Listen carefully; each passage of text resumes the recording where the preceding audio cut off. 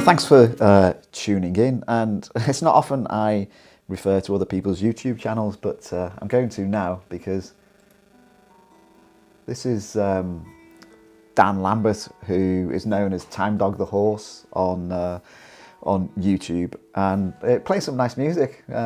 So check it out. I'll put the link in down in the description. But that's not the reason I kind of made this film.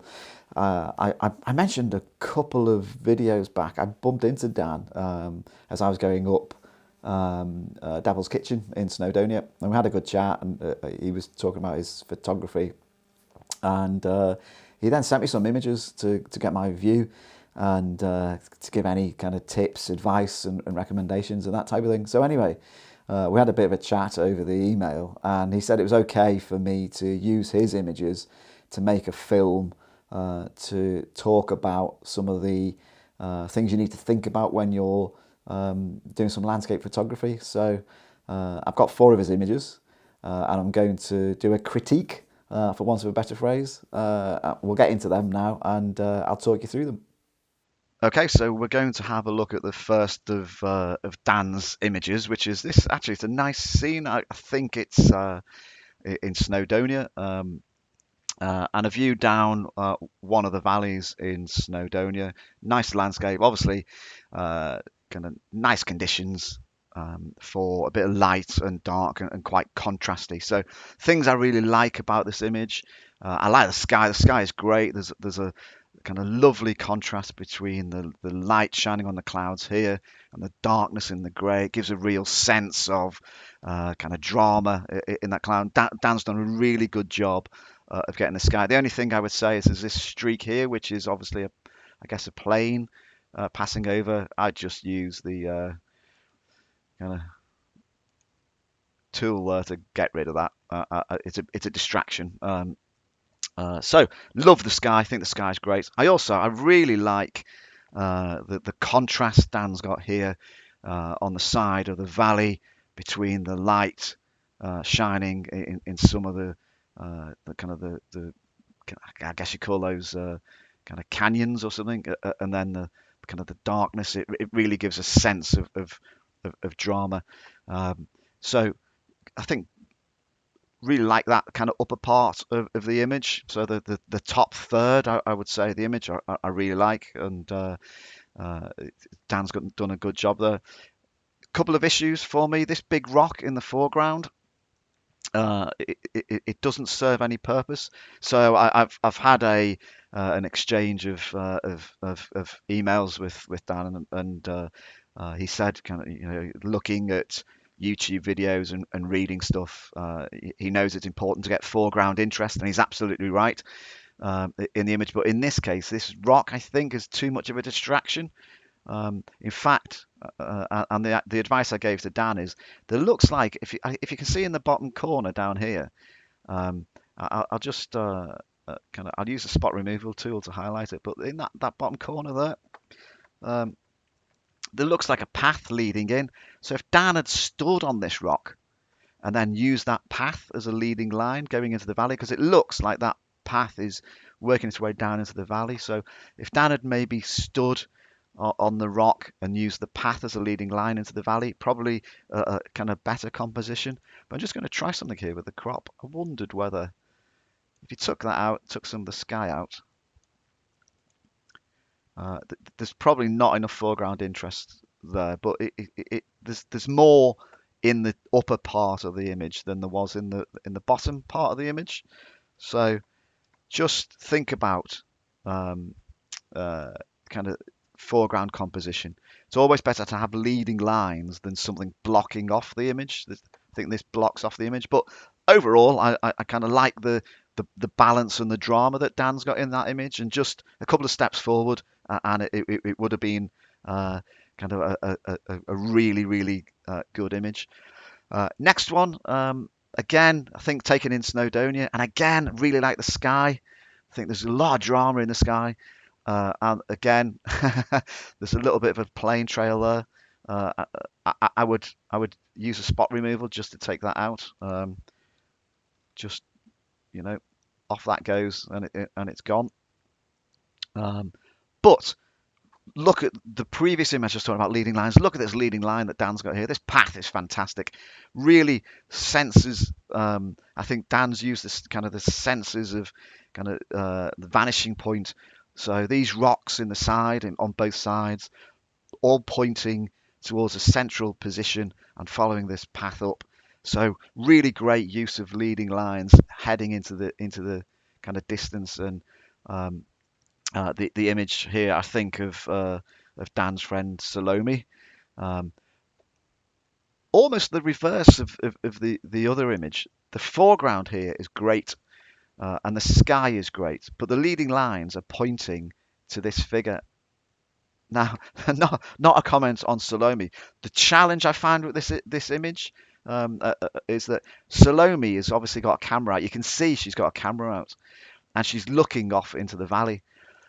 The challenge with the image, if you're ever taking pictures of people doing things like taking photographs, you want to see what they're taking a photograph of. So Salome's looking off towards the right, and is taking a photograph, but we can't see what she's taking a photograph of. So although Dan's got great leading lines looking to Salome, she's looking away, and what rather see is what she's looking at. So if Dan was shooting from this rock here, maybe, and over her shoulder to see what she's looking at, I think that would ease that tension in the image. Or if Salome had turned round and was looking at us, or was posed looking at us, that would be a great image, because the leading lines would be pointing to her and she'd be the central focus. But as it is with her looking out of the screen, there's a little bit of a conflict. Personally, I want to look round the corner to see what she's doing.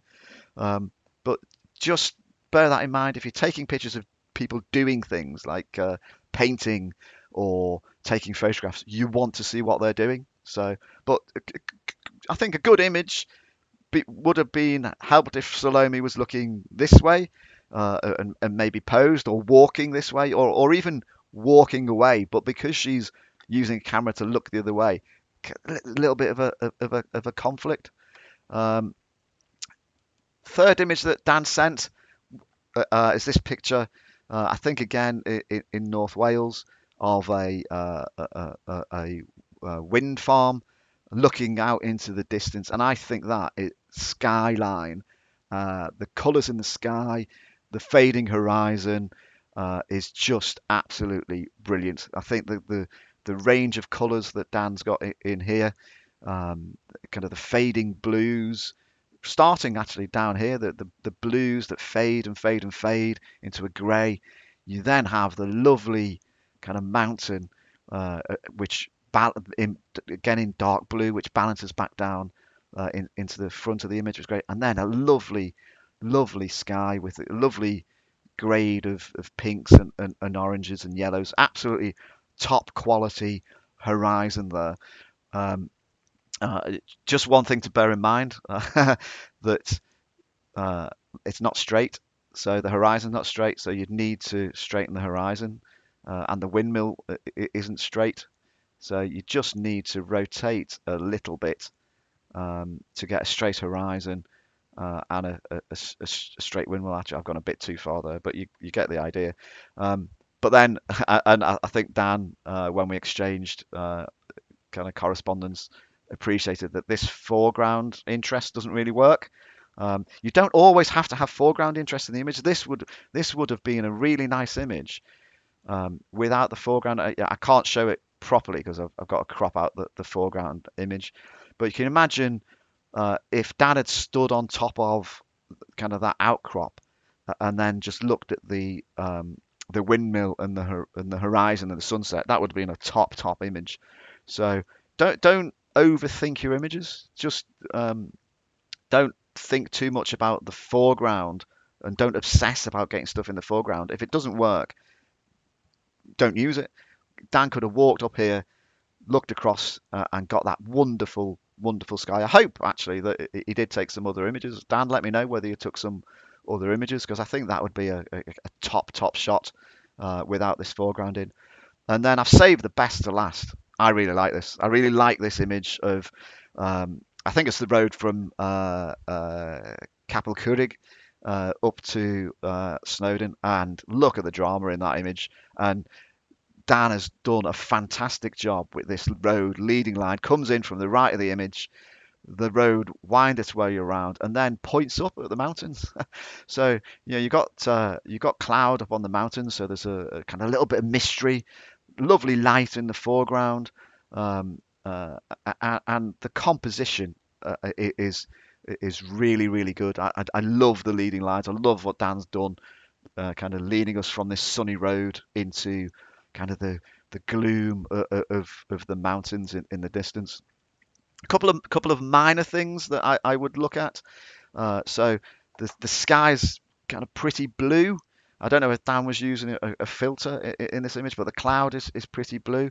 I'd try and remove some of the blueness. So ignore the foreground because I'm just doing this quickly, but I'd remove some of the blueness out of the sky by just changing the color a little bit. In fact, let me do this quickly, see if I can kind of reset the foreground a little bit. So this I'm going fairly slowly here, but fairly quickly. But if I was doing it properly, I'd take my time.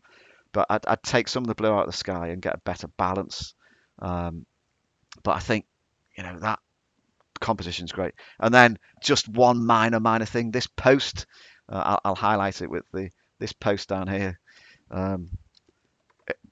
It's a little bit of a distraction from my point of view. I don't know if the cropping would make much difference. I'll just allow some free cropping because it might upset if you try and crop it out, it probably maybe. So just cropping that post out. So that composition isn't perfect because it alters the leading line too much. But if Dan had just taken a step forward, lost that big post. These posts are fine because they mirror the road. But for me, that post and gate down in this corner is a little bit untidy. But I think Dan's done a really good job with that, and a little bit of photoshopping.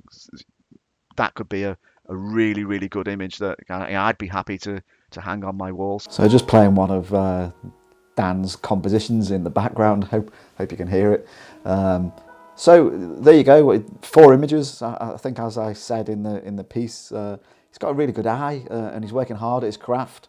But it's also always useful to get someone else's perspective and point of view. I quite often, when I take images, ask my wife Una to come and have a look and say, "What do you think?"